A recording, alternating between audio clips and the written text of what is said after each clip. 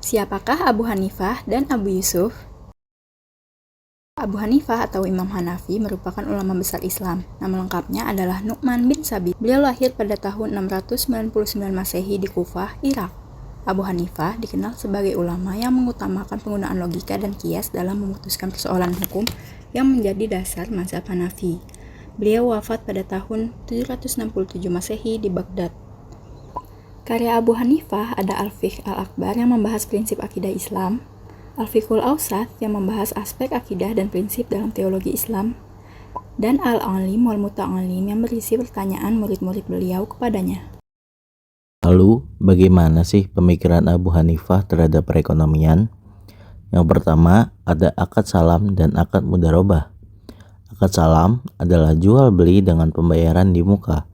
Barang diserahkan kemudian. Akad mudharabah merupakan kerjasama antara pemilik modal dan pengelola usaha, dan keuntungannya dibagi sesuai dengan kesepakatan. Lalu yang kedua ada zakat madu. Zakat madu adalah zakat yang dikeluarkan dari hasil produksi madu jika mencapai nisab. Biasanya ini disamakan dengan zakat hasil pertanian. Besar zakatnya 10% jika tanpa biaya pengelolaan, atau 5% jika ada biaya produksi. Selanjutnya ada Abu Yusuf. Abu Yusuf merupakan murid Abu Hanifah. Ia lahir pada tahun 731 Masehi di Kufah, Irak. Beliau merupakan seorang hakim agung yang juga berperan penting dalam mengembangkan dan menyebarkan mazhab Hanafi. Beliau wafat pada tahun 798 Masehi di Baghdad. Kitab-kitab Abu Yusuf. Yang pertama ada kitab Al-Kharaj.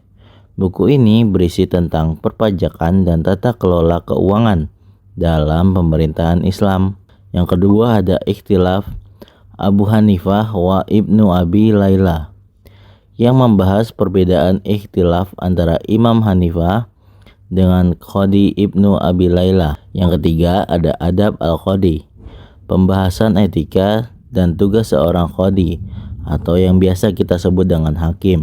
Yang keempat ada kitab Al-Rad ala Syir Al-Auza'i. Buku ini merupakan bantahan terhadap pemikiran hukum Islam dari Al-Auza'i.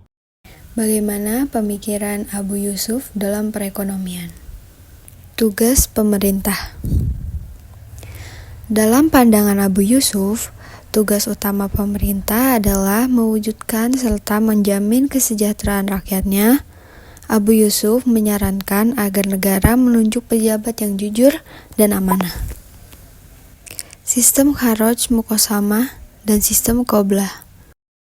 Abu Yusuf memiliki pemikiran untuk mengganti sistem pajak dari wazifah ke muqasamah.